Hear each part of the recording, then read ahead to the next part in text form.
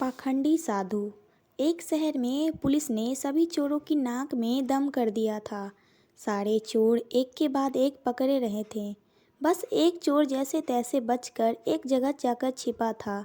तभी उसे एक ख्याल आया कि क्यों न वो भगवा पहनकर साधु बन जाए।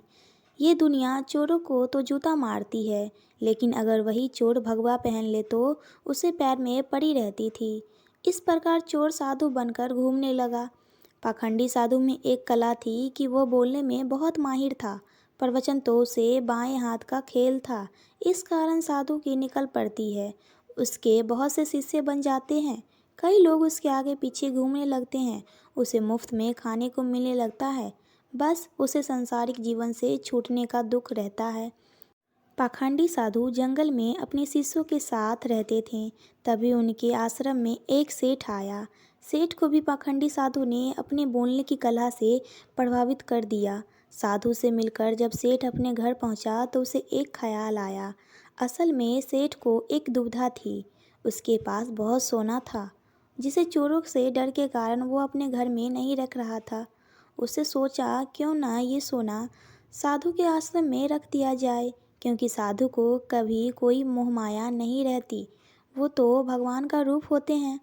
किसी को ऐसे देवता पर शक भी नहीं होगा कि उनके आश्रम में सोना गड़ा हुआ है। ऐसा सोचकर सेठ दूसरे दिन सोना लेकर पाखंडी साधु के आश्रम आता है और उससे पूरी बात बताता है। फिर क्या था, पाखंडी साधु का तो दिल गदगद हो गया। उसकी आंखें तो सोने की पोटली से हट ही नहीं रही थी। उस सेठ ने वो सोने की पोटली आश्रम के एक पेड़ के नीचे दबा दी और वहां से चला गया। अब साधु को नींद कहाँ आने वाली थी। वो रात भर उस सोने की पोटली के बारे में सोचता रहा। उसने सोचा, अगर ये सोना मिल जाए तो पूरा जीवन तर जाएगा। सांसारिक सुख तो मिलेगा ही, इस भगवा कपड़े ने जो छीन लिया है। इस तरह साधु ने कई सपने देख डाले। दूसरी तरफ सेठ सोने को आश्रम में रखकर संतुष्ट होकर सो रहा था। कुछ समय बीतने पर साधु ने एक योजना बनाई। उसने सोचा कि वह इस सोने को लेकर चला जाएगा और सेठ को शक ना हो, इसीलिए वो इस घर जाकर जाने की बात कहेगा, ताकि सेठ को ये ना लगे कि साधु सोना लेकर भाग गया है। अगले ही दिन साधु सेठ के घर जाता है। सेठ के पास एक व्यापारी बैठ रहता है। साधु को आता देख सेठ खुशी से झूम जाता है और कई पकवानें बनाकर खिलाता है। साधु सेठ को अपने जाने की बात कहता है। इस पर सेठ दुखी हो उसे रोकता है, लेकिन साधु कहता है कि वह एक सन्यासी है, किसी एक जगह नहीं रह सकता, उसे कई लोगों को मार्गदर्शन देना है। ऐसा कहकर साधु बाहर निकलता है और जानबूझकर सेठ के घर का एक तिनका उठा ले जाता है। थोड़ी देर बाद साधु वापस आता है, जिसे देख सेठ वापस आने का कारण पूछता है। तब साधु कहता है कि आपके घर का एक तिनका मेरी धोती में लटक कर मेरे साथ जा रहा था, वही लौटाने आया हूँ। सेठ हाथ जोड़कर कहता है, इसकी क्या ज़रूरत थी। तब साधु कहता है, इस संसार की किसी वस्तु पर साधु का कोई हक नहीं है। फिर अपनी बातों से वह सेठ को मोहित कर देता है और वहाँ से निकल जाता है। यह सब घटना सेठ के पास बैठा व्यापारी देखता है और सेठ से पूछता है कि यह कौन है। ये साधु। तब सेठ उसे पूरी बात बताता है, जिसे सुनकर व्यापारी ज़ोर ज़ोर से हंसने लगता है।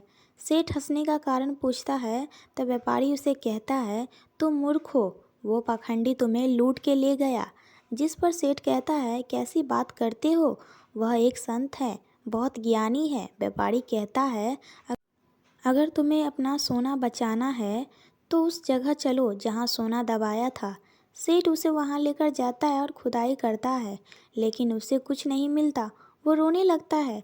तब व्यापारी उसे कहता है, रोने का वक्त नहीं है, जल्दी चलो, साधु दूर नहीं गया होगा। सेठ और व्यापारी पुलिस को बोलते हैं और पुलिस उस पाखंडी साधु को ढूंढ लेती है। तब सभी को पता चलता है कि वास्तव में यह कोई सिद्ध बाबा नहीं, एक चोर था, जिसने अपनी बोली की कला का इस्तेमाल करने का कई लोगों को लूटा था। पुलिस से बचने के लिए भगवा पहन लिया।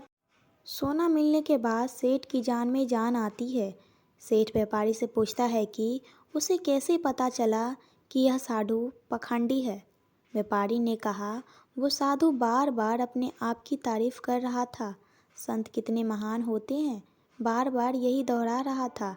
जबकि जो सच मायने में संत होते हैं उन्हें इस बात को दोहराने की जरूरत नहीं पड़ती। इसीलिए मित्र, आज के समय में जो भगवा पहनकर प्रवचन देते हैं वो सभी संत नहीं होते। दोस्तों, ये कहानी आपको कैसी लगी प्लीज़ हमें कमेंट बॉक्स में ज़रूर बताइएगा। अगर पसंद आए तो चैनल को लाइक शेयर सब्सक्राइब भी कर देना।